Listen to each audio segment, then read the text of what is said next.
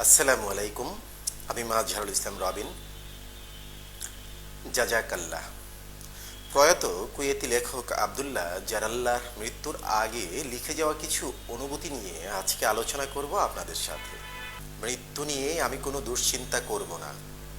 আমার মৃতদেহের কি হবে সেটা নিয়ে কোনো অযথা আগ্রহ দেখাবো না। আমি জানি আমার মুসলিম ভাইয়েরা করণীয় সব কিছুই যথাযথভাবে করবে। তাঁরা প্রথমে আমার পরনের পোশাক খুলে আমাকে বিবস্ত্র করবে, আমাকে গোসল করাবে, তারপর আমাকে কাফন পরাবে, আমাকে আমার বাসগৃহ থেকে বের করবে, আমাকে নিয়ে তারা আমার নতুন বাসগৃহের দিকে রওনা হবে।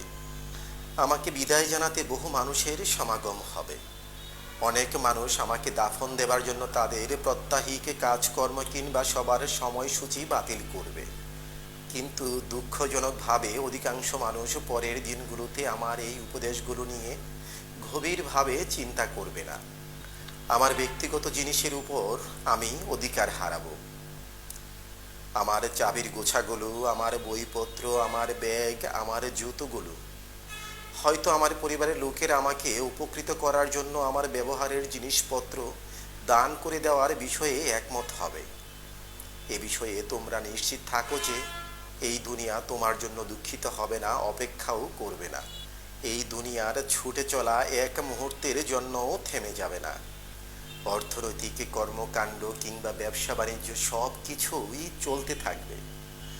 আমার দায়িত্ব, আমার কাজ অন্য কেউ সম্পাদন করা শুরু করবে।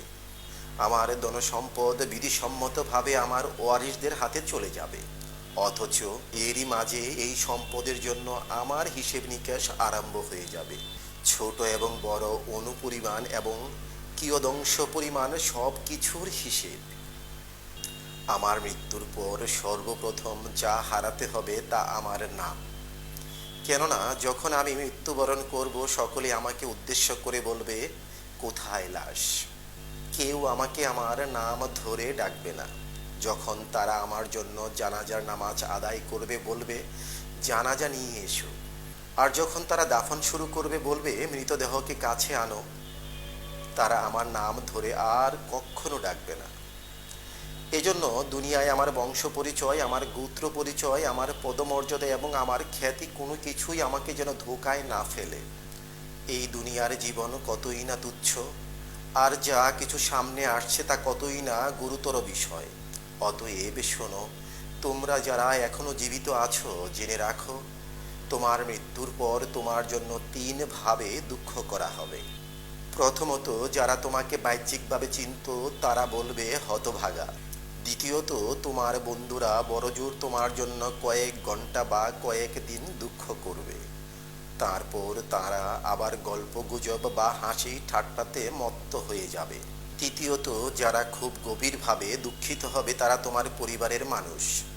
তারা 1 সপ্তাহ, 2 সপ্তাহ, 1 মাস, 2 মাস কিংবা বড়জোর 1 বৎসর দুঃখ করবে। এরপর তারা তোমাকে স্মৃতির মণিকোঠায় যত্ন করে রেখে দেবে। মানুষদের মাঝে তোমাকে নিয়ে গল্প শেষ হয়ে যাবে।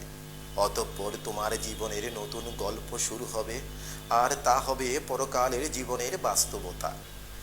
তোমার নিকট থেকে নিঃশেষ হয়ে যাবে যা, তা হলো তোমার সৌন্দর্য, তোমার ধনসম্পদ, তোমার সুস্বাস্থ্য, তোমার সন্তান সন্ততি, তোমার বসত বাড়ি, তোমার প্রাসাদ সমূহ, এমনকি তোমার জীবন সঙ্গী। তোমার নিকট তোমার ভালো অথবা মন্দ আমল ব্যতীত আর কিছুই অবশিষ্ট থাকবে না। শুরু হবে তোমার নতুন জীবনের বাস্তবতা। আর সে জীবনে প্রশ্ন হবে, তুমি কবর আর পরকালের জন্য এখন কি প্রস্তুত করে এনেছো? বস্তুত এই জীবনের বাস্তবতা সম্পর্কে তোমাকে গভীরভাবে মনোনিবেশ করা প্রয়োজন।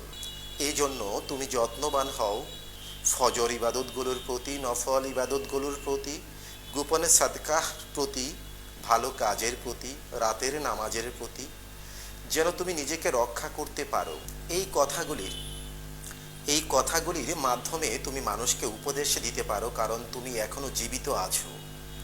এর ফলাফল আল্লাহর ইচ্ছায় তুমি কিয়ামত দিবসের মিজানের পাল্লায় দেখতে পাবে। বিগত কয়েকদিন যাবৎ সামাজিক যোগাযোগ মাধ্যমে উল্লেখিত লেখকের এই লেখাটি নিয়ে অনেক আলোচনা হয়েছিল। আমি তা আপনাদের সামনে তুলে ধরলাম। আসসালামু আলাইকুম ওয়া রাহমাতুল্লাহি ওয়া বারাকাতুহু। সবাই